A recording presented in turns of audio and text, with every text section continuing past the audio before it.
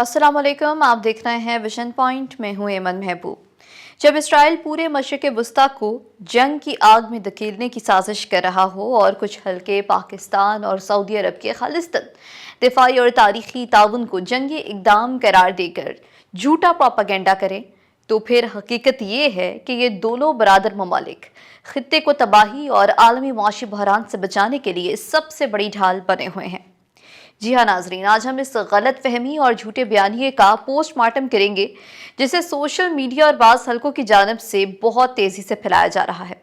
आप सब देख रहे हैं कि मशरिक़ वस्ता इस वक्त कितनी शदीद कशीदगी का शिकार है और ऐसे में कुछ नादान लोग पाकिस्तान और सऊदी अरब के दिफाई ताउन को इस जंग के साथ जोड़कर हालात को गलत रंग दे रहे हैं। बज़ाहिर ऐसा तासुर दिया जा रहा है कि शायद पाकिस्तान किसी नई जंग का हिस्सा बनने जा रहा है, लेकिन जब हम ज़मीनी हक़ाइक़ का जायज़ा लेते हैं तो कहानी बिल्कुल इसके बरक्स नज़र आती है। इस वक्त खित्ते के जो बड़े और अहम अरब ममालिक हैं, जिनमें सऊदी अरब, मुत्तहिदा अरब अमारात और कतर भी शामिल है, तो वो किसी भी सूरत खित्ते में कोई नई जंग नहीं चाहते।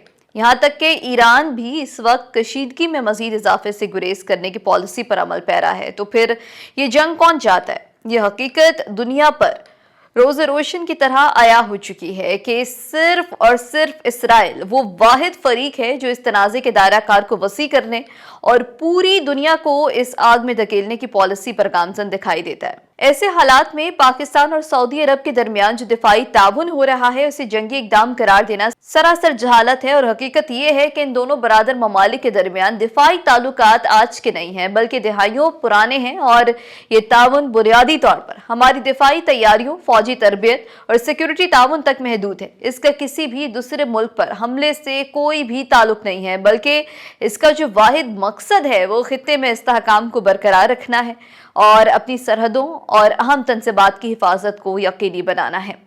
अगर आप आलमी सियासत और मईशत को समझते हैं तो आपको मालूम होगा कि पाकिस्तान, सऊदी अरब, ईरान और यहाँ तक कि अमरीका समेत कई ममालिक इस मुमकिना जंग के मुआशी असरात पर शदीद तशवीश का शिकार हैं, क्योंकि सब जानते हैं कि अगर मिडल ईस्ट में कोई बड़ा तनाज़ा खड़ा हो गया तो दुनिया भर की तवानाई की सप्लाई लाइन और तेल की तरसील कट जाएगी, जिससे पूरी आलमी मईशत बैठ सकती है। अरब ममालिक ने इस बहरान में इंतहाई बालिग नजरी का सबूत भी दिया है। उन्होंने ईरान के खिलाफ कोई जारहाना कार्रवाई नहीं की है, बल्कि उनके तमाम तर इक़दामात सिर्फ अपने दिफा तक महदूद रहे।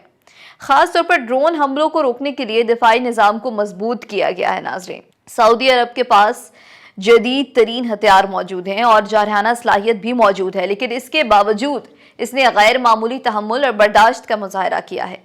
इसलिए इस कशीदा सूरत हाल में पाकिस्तान और सऊदी अरब के मामूल के दिफाई और सिक्योरिटी ताउन को किसी जहारियत या फिर जंगी इक़दाम से तशबीह देना सरासर हक़ाइक़ के मुनाफी है। और ये सिर्फ इन लोगों का काम है जो आलमी सिफारतकारी और ज़मीनी हकीकतों से मुकम्मल तौर पर लाइल्म हैं।